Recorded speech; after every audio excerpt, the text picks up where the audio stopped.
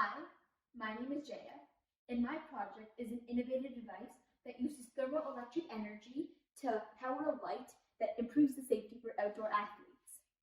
The question that my project is seeking to answer is, can an athlete use thermoelectric energy to convert body heat during exercise into a safety flashlight?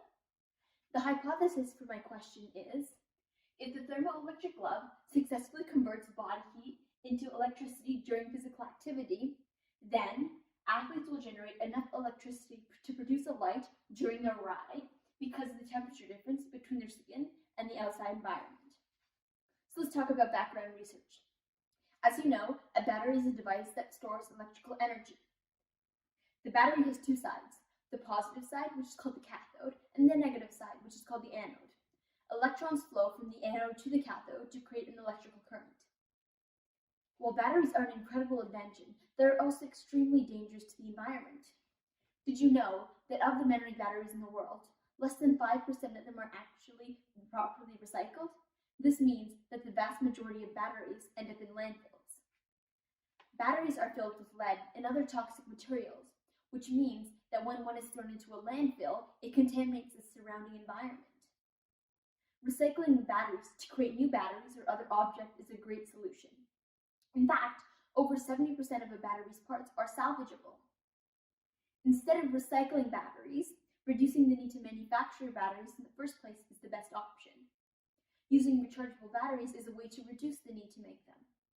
But more importantly, finding new ways to create energy for small needs can be the best way to reduce the need for batteries. For example, creating energy from solar panels, piezoelectric devices, and thermoelectric devices. Let's talk about thermoelectric devices. Solid-state thermoelectric devices, like the Peltier tile, operate on two different effects. The first is the Seebeck effect.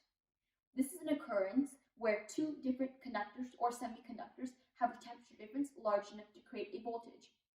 This occurs because when electrons become excited when one side of the conductor or semiconductor is heated, and because the entire thing is connected in a circuit, the electrons flow from to the other side and electricity is produced. The Peltier effect is the exact opposite of the Seebeck effect. In my project, I built a thermoelectric glove for outdoor athletes to use when it's dark outside as a safety device.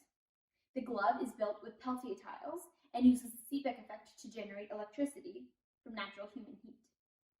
The inspiration for my design was my own experience riding my bike to school.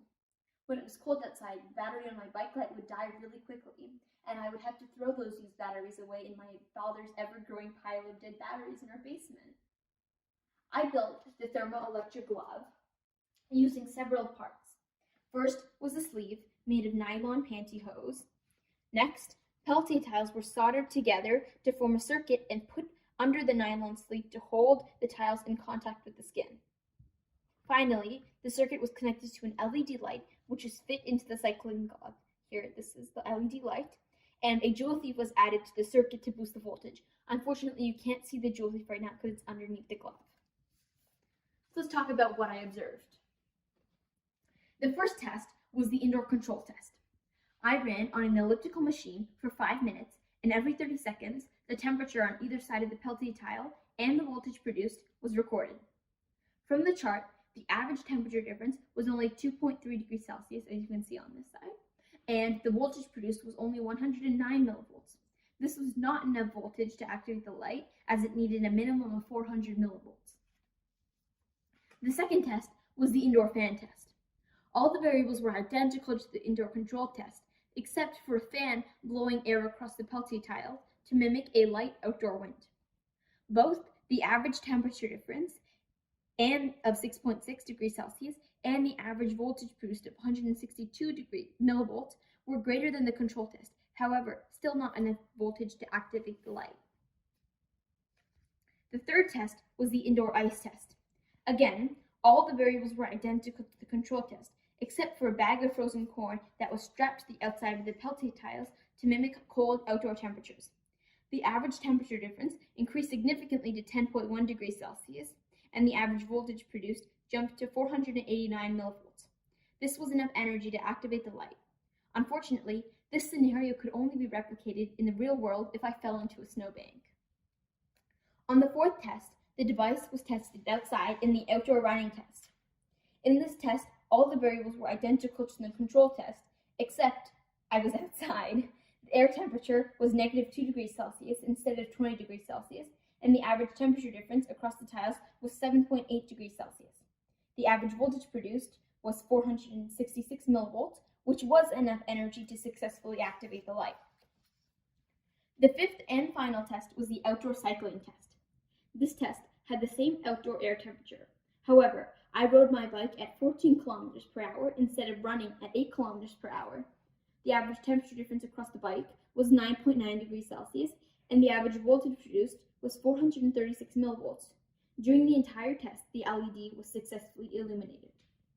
After analyzing the observations, the two most important variables in the successful operation were 1, the air temperature, and 2, the wind effect. The air temperature mattered because the temperature of your skin does not vary that much. So it was up to the temperature of the air surrounding you to actually create a larger temperature difference, which in turn created a greater voltage. The wind effect mattered because humans produce heat, and this heat creates an envelope of warm air that surrounds your body. When the wind comes in, it blows away this envelope of warm air and continuously blows cooler air onto the Peltier tiles, which can help cool the one side and create a greater voltage. This allowed the device to produce more energy. In fact, if you compare test cases 1 and 2, the wind allowed the device to produce 49% more energy. The importance of the wind effect was not expected, but is extremely important. This graph over here, it summarizes all test results. The design of the prototype device successfully achieved the goal of creating a safety light powered solely by body heat for athletes running or cycling outdoors. As a next step, version 2 of this prototype would be a full arm sleeve with more Peltier tiles in contact with the surface of the skin, plus exposure of the tiles to outdoor environment to help maximize energy production. Thank you.